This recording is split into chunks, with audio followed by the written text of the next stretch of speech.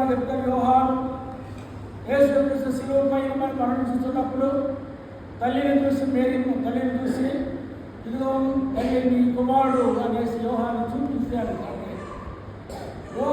అతను యోహాను ఆమెను తల్లిగా భావించడానికి సహాయం చేశాడు. వీరిలో వల్ల ఒక ప్రత్యేక ఏంటంటే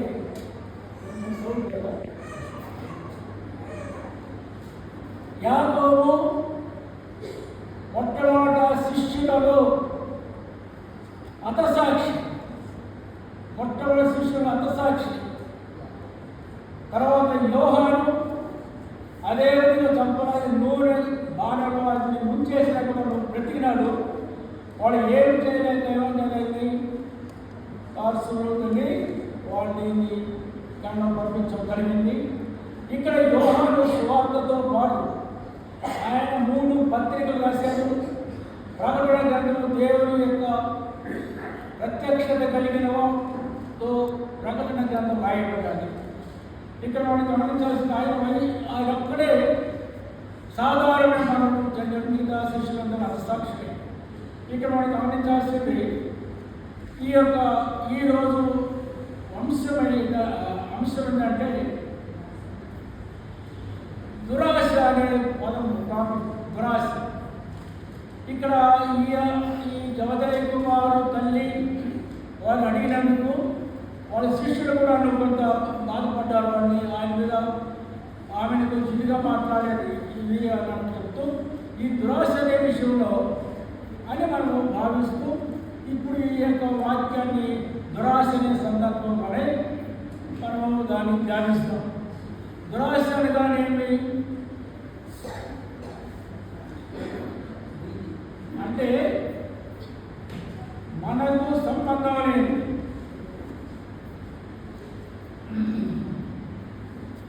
దీనికి మనం గమనించాల్సింది ఏ విధంగా మరి మనం కానీ దాని విషయంలో ఆశించినట్లయితే అది మనకి కాదని మనకి జరగదు, అయినా ఆశిస్తాం. అది మానవుడి యొక్క స్వభావం.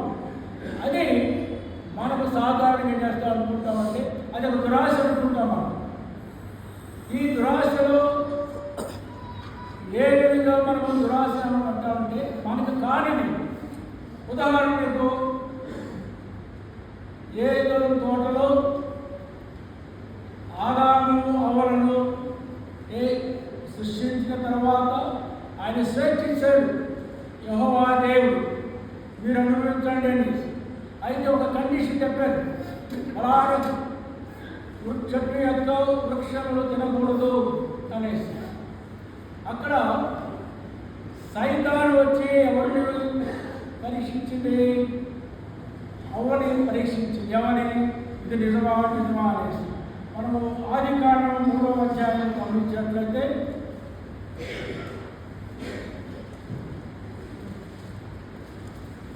ఆదికాండం 3వ అధ్యాయంలో 3వ వచనం చూడండి. అయితే తోట మధ్య ఉన్న చెట్టు ఫలములను గురించి దేవుడు మీరు చావకుండానట్లు వాటిని తినకూడదని వాటిని ముట్టకూడదని చెప్పినది సర్పము అనేది. అందుకు సర్పము మీరు చావనే చావరు, ఏలనగా మీరు వాటిని తిరిగినవరా మీ కన్నులు తెరవకునని మీరు మంచి చెడ్డలు ఎరిగిన విషయము దేవతో వలె ఉందని ఆమె తెలియపరిచినప్పుడు ఆమె ఒక ఆశ వచ్చింది. ఈ స్థితి మాకు ఉంటుంది కావాలి, దేవతలంగా ఉంటామనేసి అవగారికి ఒక ఆశ వచ్చేసి ఏంటంటే తినకూడదని చెప్పిన పనుని తినేసింది. దాని కారణానికి ఇప్పుడు మనకు మానవాళికి జరుగుతున్న ఈ యొక్క శిక్ష పాపాలని కూడా కారకురాలు అవ్వ యొక్క దురాశ. ఈ దురాశ వల్లనే మనం ప్రపంచంలో పాపం అనేది, తర్వాత దేవుడు మనకు యేసుక్రీస్తు దేవునికి మానవ పాపులకు మధ్యవర్తిగా శిలువ పైన తన రక్తము చెందించి పాప క్షమాపణగా చేసిన బలియాగాన్ని మనము ఈ దినాల్లో మనం గమనిస్తున్నాం. ఇది మనము గమనించాల్సింది. ఈ దురాశ అనేది చాలా చెడ్డగా మనం గమనిస్తున్నాము. తర్వాత అదేవిధంగా ఒక రాజు దురాశతో కలిసి పాపము పడి ఆ రాజ్యాన్నంతా విచ్ఛిన్నం జరిగింది. ఆ రాజు పేరు చెప్తారా? ఒక రాజు అతను చేసిన పాపం వల్ల అతనికి రాజ్యం అంతా ప్రశాంతమైన రాజ్యంలో ఇచ్చిన కుమారుడు కూడా ఆయన చంపాలని వచ్చారు. ఎవరు తెలీదా? తెలిసి కూడా మాట్లాడండి. దావీదు మహారాజు సమయాలు 2వ సమయాలు 11-12 ఇంటికి వెళ్ళాలి దయచేసి, టైం కాదు. కాబట్టి ఇక్కడ మనం ఏం గమనిస్తున్నామంటే ఒక రాజు ఏర్పరచబడిన రాజు, మామూలు రాజు కాదు. యెహోవా దేవుని చేత ఏర్పరచబడిన రాజు, ప్రియమైన వాడు. అయితే ఒక చూపు వల్ల దురాశ వల్ల అతను పాపం చేశాడు. ఆ పాపాన్ని అతను కుటుంబం మొత్తానికి అది శాపంగా తయారైపోయింది. తర్వాత ఆయన పశ్చాత్తాపడటం, అలా ఆయన కొన్ని కీర్తన రాయటం చూడగలం. కాబట్టి ఇక్కడ అవ్వ దురాశతో ఉన్నది, రాజు దురాశతో పాపం చేశాడు. ఇంకా ఉంటే అపోస్తల కార్యములు 8వ అధ్యాయం గమనిస్తే ఒక గారడీవాడు, సీమోను అనే గారడీవాడు, పౌలు సీమోను వాడు అద్భుత కార్యము చేస్తున్నప్పుడు పరిశుద్ధాత్మ సహవాసంతో వారు చేస్తుంటే ఆ గారడీవాడు ఏం కోరుకున్నాడంటే అది నాకు కూడా కావాలని అక్కడ ఏం చేశాడు? ద్రవ్యం ఇచ్చితో ఆయన కొనుక్కోవడానికి ప్రయత్నం చేశాడు. ఇది అక్కడ అతను చేసింది కూడా సరైనది కాదని తర్వాత పౌరుగా అర్థం జరుగుతుంది. ఏది ఏమైనా మనం మన జీవితంలో ఒక ఆశ ఉంటుంది, కానీ దురాశ అనేది సరైనది కాదని వాక్యం ద్వారా మనం గమనించాం. అదేవిధంగా మనం ఆజ్ఞలు 10 ఆజ్ఞలు కూడా చివరికి 2 ఆశలు ఆశింపకూడదు అంటాడు. కాబట్టి ఇది మనం జీవితంలో మనం చేయవలసింది. తర్వాత మరి ఈ ఆశింపకూడదు అన్నది ఈ యొక్క శిలువ ధ్యాన దినములలో ఒక క్రైస్తవ జీవితం ఏ విధంగా ఉండాలని పరీక్షించుకోవాలంటే ప్రస్తుతానికి దేవుని యొక్క వాక్యానుసారంగా ఈ దురాశను కలిగించిన తర్వాత దేవుని యొక్క సహవాసం అవసరం. దేవుని యొక్క సహవాసం ఏమి ఉంటుందంటే దేవుడితో సంబంధం కలిగిన వ్యక్తి దివారాత్రుల్లో దేవుడి వాక్యం చదవడం అవసరం. ఈ దేవుడి వాక్యం చదవడం అనేది ఆత్మతోనూ సత్యముతోనే చదవాలి, కానీ ఏదో ఒక న్యూస్ ఫార్మాలో చదవడం అనేది సరైనది కాదు. వాక్యం చదివినప్పుడు దాన్ని ధ్యానించడం అంటే దాన్ని లోతుగా ఆలోచించాలి. కాబట్టి మన క్రైస్తవ జీవితంలో చాలామంది ఈ యొక్క 40 దినములు చాలా పరిశుద్ధంగా ఉండాలని ఆశిస్తున్నారు. దాన్ని నెరవేర్చడానికి ఎవరు కావాలి? సహాయకుడు దేవుడే సహవాసం కావాలి, మన స్నేహితులు కాదు. దేవుడు మనతో ఉన్నట్లయితే దేవుడు మనతో మాట్లాడుతూ వాటి కార్యము చేయకూడదు అనేసి వాక్యం ద్వారా మనం గమనించగలం. ఇప్పుడు మనం గమనిస్తున్నట్లయితే కీర్తనలో దావీదు రాజు పశ్చాత్తాప పడిన తర్వాత మరలా దేవుని ఆశ్రయించి ఆయన కొన్ని వాక్యాలు ఆయన నోటికి పడడం చేయబడుతుంది. 119వ దావీదు కీర్తన మనం గమనిస్తే 119వ దావీదు 11వ వచనంలో ఆయన చర్చ ఏమిటంటే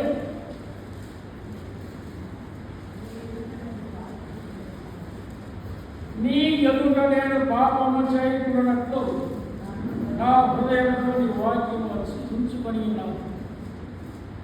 ఆయన వాక్యములు హృదయంలో ఉన్నట్లయితే పాపపు తలంపులు పాపపు ఆశలు మనకు ఉండవు అని ఆయన అప్పుడెప్పుడు పశ్చాత్తాపడిన తర్వాత జరిగినది. కాబట్టి మనం క్రైస్తవ జీవితంలో ముందుకు జీవించాలంటే ప్రతిసారి మనం ప్రక్షాళన చేసుకుంటూ ఉండాలి. మన హృదయము పరిశుద్ధంగా కలిగి ఉన్నదా లేదా? ఆలయం వస్తున్నాము, వాక్యం వింటున్నాము, ఆ వాక్యం ఎంత స్థాయి వరకు మనం దాన్ని అనుసరిస్తున్నాము, ఎంతవరకు దాన్ని మనకు ఉపయోగపడుతుంది అనే ఆలోచన ప్రతి క్రైస్తవుడికి ఉండాలి. అది భక్తులు కూడా చెప్పబడుతున్నది.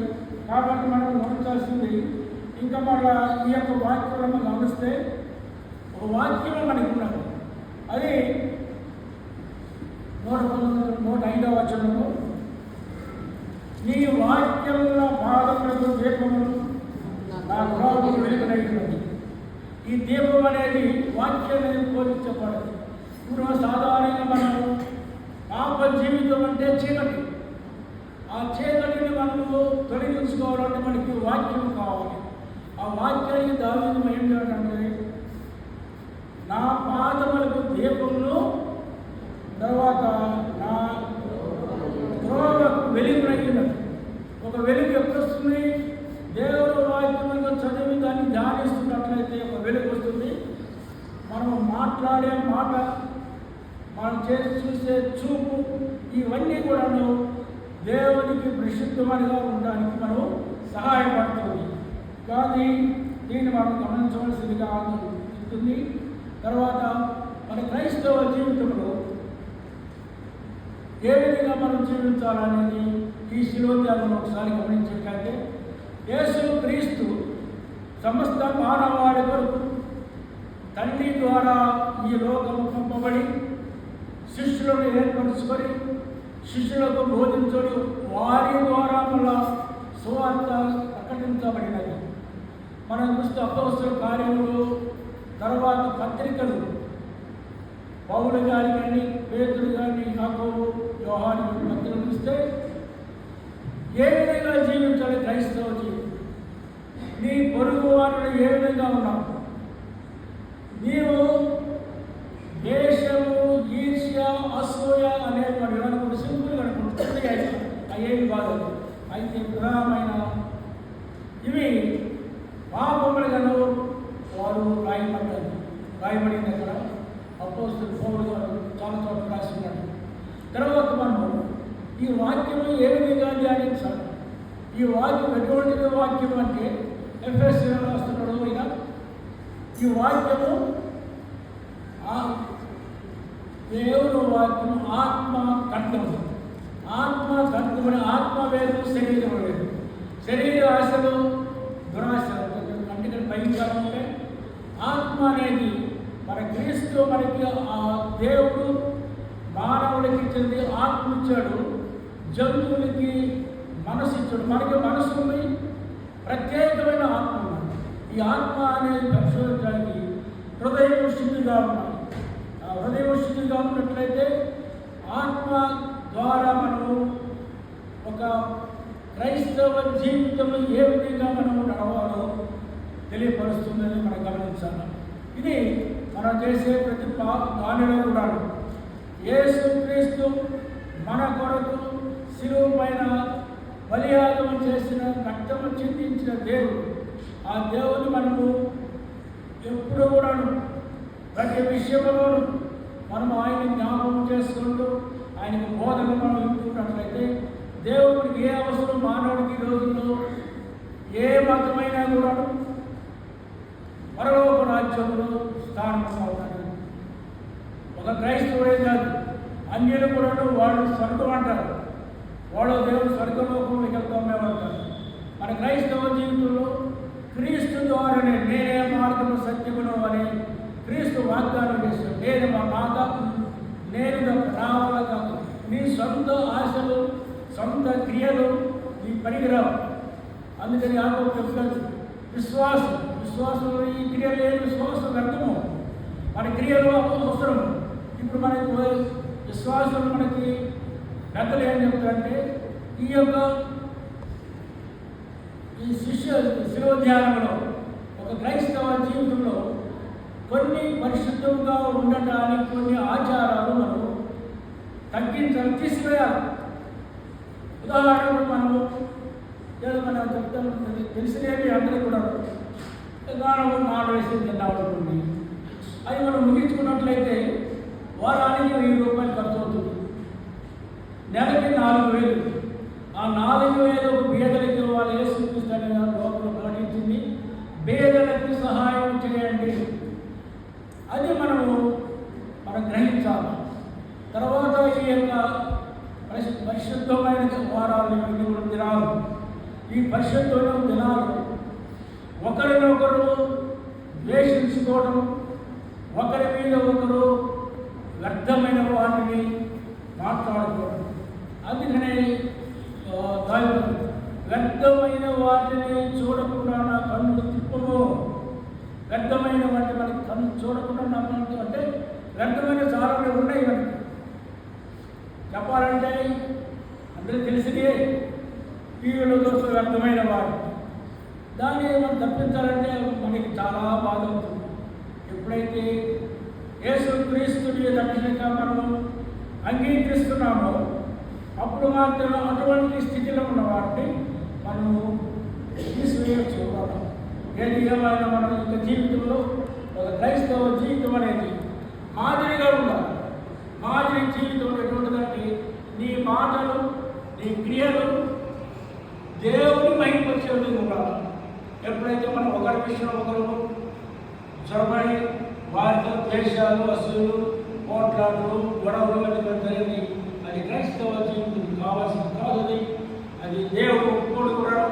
కాబట్టి మనం ముఖ్యమైన ఆధారం క్రీస్తు మన రక్షకుడిని అంగీకరించి ఆయన లోకంలో బోధించిన సువార్తను మన హృదయంలో భద్రపరచుకొని ఆ విధంగా వాక్యానుసారంగా ఈ వాక్యం అనేది చాలా పరిశుద్ధమైనది. మనం అనుకుంటాం వాక్యం అంటే బాగా చదువుకొని ఒకటి మనం కండిషన్ పెట్టుకుంటాం. మన సాధారణంగా చాలామంది యవనస్తులు కానీ దాన్ని మనము చదవడానికి సింపుల్గా చేస్తాము. అయితే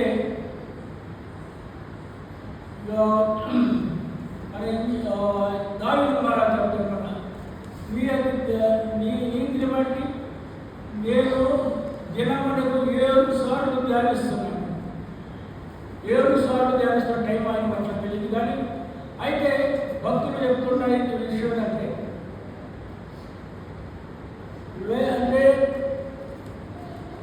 తెల్లవారి సమయం 3 నుంచి 5 గంటల వరకు దేవుని యొక్క సన్నిధిలో మనకి ప్రశాంతత ఉంటుంది, పీస్ ఆఫ్ మైండ్ అది మనకు ఉంటుంది. దానికి ఒక చెప్తారు 9-12 వరకు ప్రజలు దేశంలో తిరుగుతూ ఉంటారు. 12-2 గంటలకి సైతాన్ని తిరుగుతుంది. 3 నుంచి 5 వరకు దేవుడు తిరుగుతాడు. అంటే ఒక భక్తి చెప్పేది దేవుడు వాక్యం కాదు. ఏది ఏమైనా కూడా మన క్రైస్తవ జీవితంలో ముందుకు సాగాలంటే మనకి ఒకటే మార్గము దేవుని వాక్యం. ఆ దేవుని వాక్యానుసారంగా జీవిస్తున్నట్లయితే మన హృదయం పరిశుద్ధపడుతుంది. ఎదుటి వాటితో మనం ప్రశాంతంగా సంభాషణ చేయాలి. ఈ సంభాషణని క్రైస్తవం ఏం చేస్తారంటే ఒకరి మీద ఒకరు చెప్పుకోవడం, వాటి కొన్నాడు వాడి ఇంటి వేసుకోవడం. అది క్రైస్తవం కానే కాదు. నీవు జీవించాలి, క్రీస్తును భయపడతారంటే నీ యొక్క చూపులు, నీ యొక్క మాటలు, నీ యొక్క క్రియలు దేవుని భయపరిచే విధంగా పరిశుద్ధమైనగా ఉండాలి. అటువంటి జీవితం యొక్క శిలువ ధ్యానంలో మనకి దేవుడు మరొకసారి అవకాశం మనకి ఇచ్చాడు. ప్రతిసారి 2 ప్రక్షాళన. ఒక కత్తి వాడితే వదులుగా ఉంటుంది, వాడకపోతే తుప్పుపడిపోతుంది. అదేవిధంగా దేవుడు చదవకపోతే మన మైండ్ రస్ట్ తుప్పుపడిపోయి మనం ఏం మాట్లాడుతున్నామో ఏం చేస్తామో అన్నిటితో సహవాసం చేసి అన్నిటితో పోట్లు చేస్తాం. అది మనము ఎప్పుడైతే దేవుడు నాకు వాక్యం ఇచ్చాడో ఖడ్గమనేది పదును పెట్టాలి. పదును పెట్టేటప్పుడు షార్ప్గా ఉన్నది. అది మళ్ళీ హృదయాంతరంగంలో దొచ్చుకొని మన పాపను మనం బయటకు పెట్టేస్తుంది. అటువంటి మనము గ్రహించాలి. మరి ధ్యానాలు మనకి ఇచ్చిన అవకాశాన్ని బట్టి దేవుడికి నేను సాధిస్తున్నాను. మరి ఇచ్చిన అవకాశం అని ప్యారిస్ మాస్టర్ గారికి అందరూ తెలుస్తున్నాను. ఏది ఏమైనా మన జీవితంలో ఒక సాక్షిగా ఉండాలి, మన మాటలకు సాక్షిగా ఉండాలి, ఒక క్రియలో సాక్షిగా ఉండాలి. అట్టి ఆవిడగా ఉన్నట్లయితేనే క్రీస్తు బిడ్డలుగా క్రీస్తును ధరించిన వారుగా ఉండడానికి పరిశుద్ధాత్మ దేవుడు సహాయం చేయడం. ఆమేన్. సమస్త సమాధానం యేసుక్రీస్తు హృదయం వరకు తను